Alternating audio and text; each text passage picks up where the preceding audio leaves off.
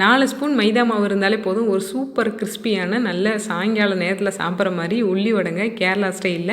கண்டிப்பாக ட்ரை பண்ணுங்கள், சூப்பராக இருக்கும். டீ கொதிக்கிற டைமில் டக்குன்னு செஞ்சிடலாம். ஒரு கிளாஸ் டீ, அதோட ஒரு கையில் அந்த வடை செம்மையாக இருக்குங்க ஈவினிங் டைமில் சாப்பிட்றதுக்கு. வாங்க எப்படி செய்யணும் டக்குன்னு பார்த்துருவோமா? ஃபஸ்ட்டு இதுக்கு வந்துட்டு 3 பெரிய வெங்காயத்தை இந்த மாதிரி ஸ்லைஸாக கட் பண்ணிவிட்டு நல்லா கை வச்சு உதிர்த்து விட்டுக்கோங்க. அதோட சின்ன துண்டு போல் இஞ்சி, அதோட ஒரு கொத்து போல் கருவேப்பிலை, ஒரு பச்சை மிளகாய் எல்லாத்தையும் நல்லா குட்டி குட்டியாக கட் பண்ணி சேர்த்துட்டு 1/4 ஸ்பூன் மட்டும் சோம்பு சேர்த்துக்கோங்க. இதுக்கு தேவையான அளவுக்கு ஒரு 1/2 ஸ்பூன் போல் உப்பு சேர்த்து நல்லா கலந்து விட்டுக்கோங்க. தண்ணி அதிகமாக இருந்துச்சு அப்படின்னா, வெங்காயத்துலேருந்து வர தண்ணி அதிகமாக இருந்துச்சு அப்படின்னா கொஞ்சமாக இருத்துக்கோங்க.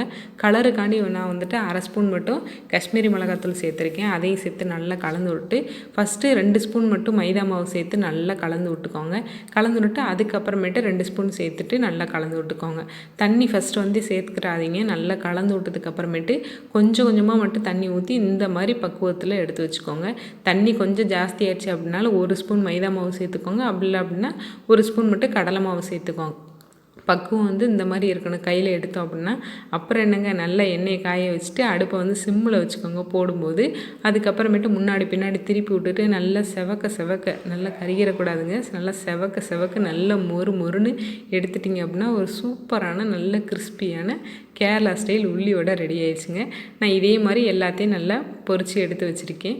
சாயங்கால நேரத்தில் சாப்பிட்றதுக்கு ஒரு சூப்பரான ஸ்நாக்ஸுங்க. டக்குன்னு செஞ்சிடலாம். அந்த அடுப்பில் டீ, இந்த அடுப்பில் வடைன்னு போட்டு நல்லா மொறுன்னு எடுத்து சாப்பிட்றலாம். கண்டிப்பாக ட்ரை பண்ணுங்கள், சூப்பராக இருக்கும்.